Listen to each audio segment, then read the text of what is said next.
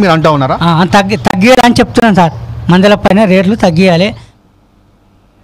Alright, ఇప్పుడు చూస్తున్నాం ఒక సామాన్యమైన ప్రజానికుడు, ఒక సామాన్యమైన కూలి, ఒక సామాన్యమైన టైలర్ షాప్, ఒక సామాన్యమైన కిరాణా షాప్, ప్రతి ఒక్కరూ దీన్ని వ్యతిరేకిస్తున్నారు. ఇంత బాధుడేందండి?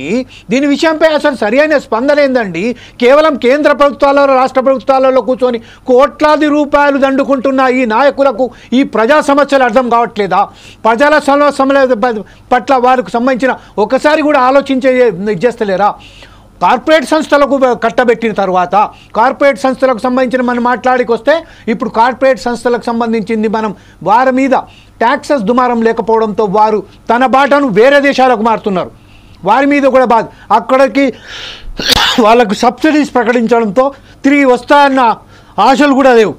అయితే ఈ ప్రస్తుతం మనకు సురేష్ గారు మనతో మాట్లాడడానికి సిద్ధంగా ఉన్నారు. సురేష్ గారు, మీరు చెప్పండి, ప్రస్తుతం ఏదైతే సామాన్యమైన ప్రజలు చెప్పారో దాని మీద మీరు ఎలా స్పందిస్తారండి? సార్ నమస్తేనండి, నా పేరు Suresh, income tax consultant and GST practitioner. ముందుగా టీవీ యాజమాన్యానికి చాలా ధన్యవాదాలు, మమ్మల్ని కూడా ఇంత మంచి కార్యక్రమంలో పాల్గొనడానికి పిలిచినందుకు. సార్, జిఎస్టి అనేది ఇది ఒక కొత్త ట్యాక్స్ సార్.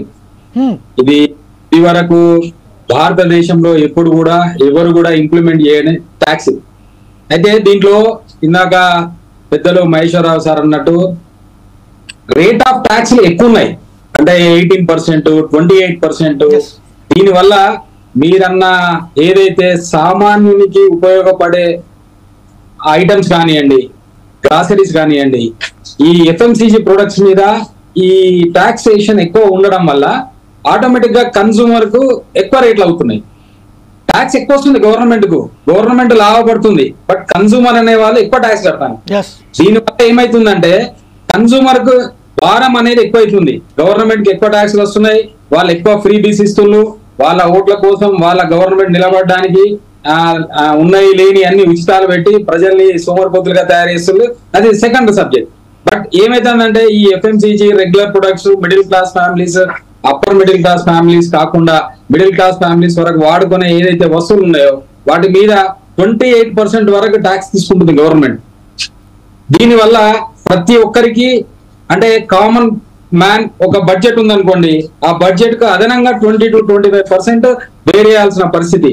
ఇందాక సార్ అన్నట్టు పర్చేసింగ్ పవర్, అంటే ఒక ఫ్యామిలీ ఎక్కువ కొనుగోలు శక్తి ఉంటే ఆటోమేటిక్ గా ఆ యొక్క అది అంటే భారతదేశం కానివ్వండి ఏ దేశమైనా జీడిపి పెరగడానికి ఛాన్సెస్ ఉంటాయి.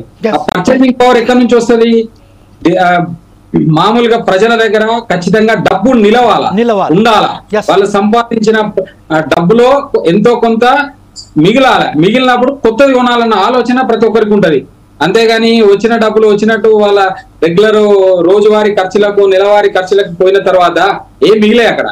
కొత్తవి కొనాలన్నా కొత్త వాటికి ఖర్చు పెట్టాలన్నా ఏ ఫ్యామిలీకి ఆ పవర్ ఉండదు.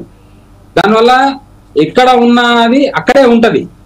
సో మా తరపున కూడా గవర్నమెంట్ విజ్ఞప్తి చేస్తున్నాం, మిడిల్ క్లాస్ ఫ్యామిలీస్ వరకు ఏదైతే రెగ్యులర్ ప్రొడక్ట్స్ వాడతాంలో వాటి మీద ఉన్న ట్యాక్స్ ఇంత పర్సెంటేజ్ కాకుండా కొంత తగ్గించి ఏదైతే ప్రైమరీ 28% లో రావాల్సిన ప్రైమరీ ప్రొడక్ట్స్ ఏమైతున్నాయో కార్లు కానివ్వండి, ఇంకా వేరే వేరే చాలా ఉన్నాయి. గోల్డ్ ఉంది, అది గోల్డ్ తీసుకుంటే ఏమైతుందంటే ప్రతి ఫ్యామిలీ మన భారతదేశంలో ప్రతి ఒక్కరూ గోల్డ్ అనేది ముఖ్యంగా చూస్తారు. చిన్న ఫ్యామిలీ కూడా గోల్డ్ కొనుక్కోవాలన్న ఆలోచన ఉంటుంది. దానికి 3% ట్యాక్స్ పెట్టారు. Okay, it's good.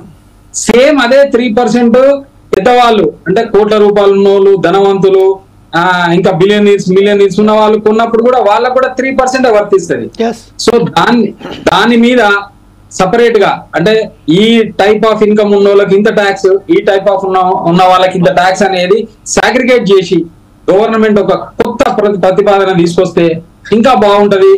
సామాన్యులకు, మిడిల్ క్లాస్ ఫ్యామిలీలకు వాళ్ళు చేసే ఈ